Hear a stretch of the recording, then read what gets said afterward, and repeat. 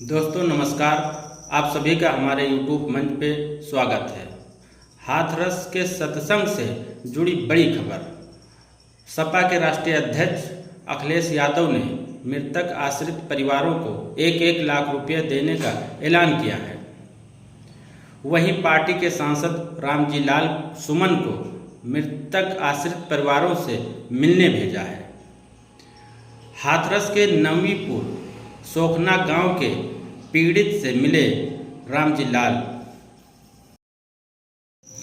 वहीं सांसद रामजी लाल सुमन ने प्रशासन पर लगाए गंभीर आरोप और कहा बेगुनाहों पर दबिश देना बंद किया जाए, नहीं तो मजबूरन समाजवादी पार्टी को आंदोलन करना पड़ेगा।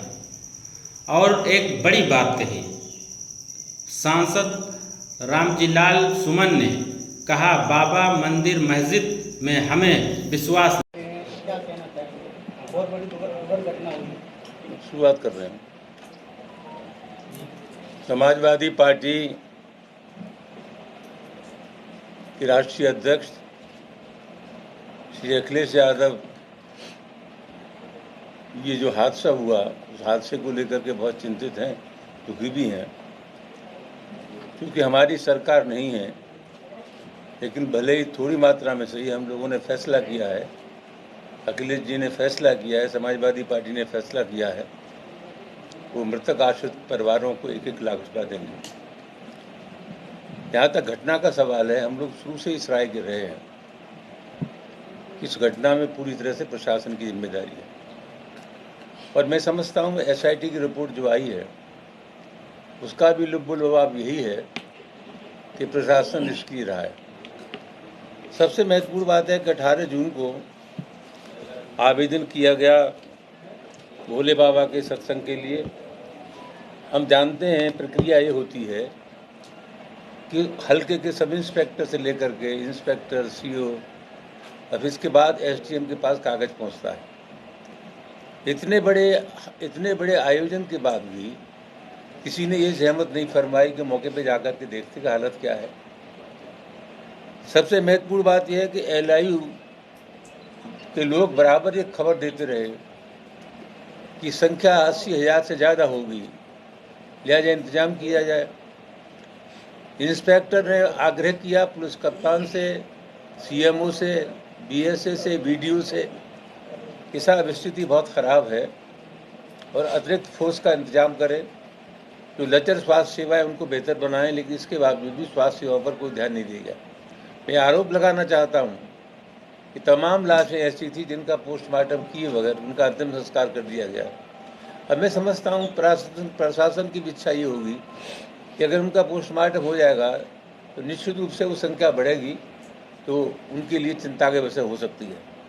तो जहाँ तक कि स्थिति का सवाल है, और सबसे महत्वपूर्ण बात है कि हम जेल में भी लोगों से मिले थे। जिन लोगों का चालान किया गया है उनका घटना से कोई संबंध नहीं। कोई पानी पिलाने वाला था तो कोई घटना पर मौजूद नहीं था, तो कोई अध्यापक था। ये जो खाना पूरी हो रही है, दबिशें दी जा रही हैं, और दबिश हाथरस में नहीं दी जा रही है। भोले बाबा के सत्संग में पूरे उत्तर प्रदेश से बाहर जो लोग शामिल होते थे, सबके बारे में जानकारी की जा रही है। उनके परिवारों को हतोत्साहित किया जा रहा है कि आप भोले बाबा के सत्संग में कब गए थे। भोले बाबा के सत्संग में कौन गया कौन नहीं गया, सवाल ये नहीं है। सवाल ये है मौतें कैसे हुई, चर्चा उस पर होनी चाहिए। कभी कहा जाता है कि भोले बाबा के जो आश्रम है हम देखें कहाँ से बने, अरे कहीं से बने उसकी जांच अलग करते रहना।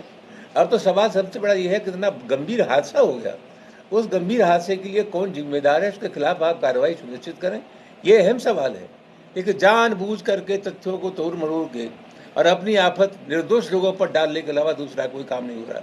हम यहाँ ऐलान करना चाहेंगे कि बेगुनाहों पर दबिश का काम खत्म किया जाए, बेगुनाहों को बंद करने का काम खत्म किया जाए, वरना मजबूरन समाजवादी पार्टी को आंदोलन करना पड़ेगा। आपने कहा कि प्रशासन पे आरोपी है, लेकिन प्रशासन पर तो कार्रवाई हो चुकी है और 6 लोग निलंबित किए हुए हैं, और जिसमें भी कहना है कि आयोजक की भी मुख्य जिम्मेदारी होती है। देखिए लोगों की कमेटी उसमें जिम्मेदार थी। ऐसा है, ये जो सेवादार जिनके लिए कहा जाता है, इनका काम क्या है, तो मुझे जानकारी है। ये जिस स्थान पर भोले बाबा का कार्यक्रम होता है उस ज़मीन को बहुत खूबसूरत बनाते हैं, और महिलाएं काम करती हैं, सेवाएं करती हैं, पानी पिलाती हैं, उनके स्वयंसेवक खड़े होते हैं। उनके पास कौन सा ऐसा फोर्स था जिसकी वजह से उस भीड़ को नियंत्रित कर लेते? वो क्या उनके पास फौज थी या पुलिस थी? जो तंत्र होना चाहिए उसको कंट्रोल करने के लिए वो सेवादारों के पास नहीं था। सेवादारों का काम बिल्कुल अलग था। और जहाँ तक भीड़ का सवाल है, उसको नियंत्रित करने की जिम्मेदारी पुलिस की थी। जब एएलआई बार बार ये कह रहा है कि भीड़ बढ़ रही है, भीड़ जा रही है, कुछ इंतजाम करो, एक एम्बुलेंस थी खाली उस मौके पे, कोई दूसरी एम्बुलेंस भी नहीं थी। ये मजाक किया गया है और पूरी तरह से प्रशासन जिम्मेदार है। अपने गुनाह को छिपाने के लिए अनावश्यक रूप से ऐसी कार्रवाई कर रहे हैं जो नहीं करनी चाहिए। जहाँ तक भोले बाबा का सवाल है, मैं बहुत विश्वास कहना चाहता हूँ। मेरा ये बाबाओं में, मंदिर में, मस्जिद में मेरा कोई विश्वास नहीं है। एक बात मैं जरूर कहना चाहता हूँ, हम राजनीति में हैं, कोई धार्मिक प्रवचन करता है, हमारी जिम्मेदारी कब है? कहीं हमारे भाषण से उत्तेजना तो पैदा नहीं हो रही है, कहीं हमारे भाषण से सामाजिक सद्भाव तो नहीं बिगड़ रहा है, कहीं हमारे भाषण से जाति तनाव तो नहीं पैदा हो रहा है, कहीं हम वातावरण को हिंसक तो नहीं बना रहे। कुल मिलाकर के जहाँ तक भोले बाबा का सवाल है, भोले बाबा सत्संग करने के बाद चले गए और मुझे लगता है कि कुल मिलाकर के उनके भाषण से कोई उत्तेजना पैदा नहीं हुई। उनका जो रोल है, मैं नहीं समझता कि इसमें उनकी कहीं जिम्मेदारी बनती है, जो मुझे लगता है। आगे भी ऐसे आयोजन होते रहेंगे? क्या सरकार कोई ऐसी कमेटी का गठन करेगी तो वहाँ पर पूरी तरह सुरक्षा? ये सरकार को देखना चाहिए। भविष्य में इस आशय की घटनाएं न हो, ये देखना सरकार का काम है। ये घोर लापरवाही है और इसकी वजह से लोगों की जाने गई।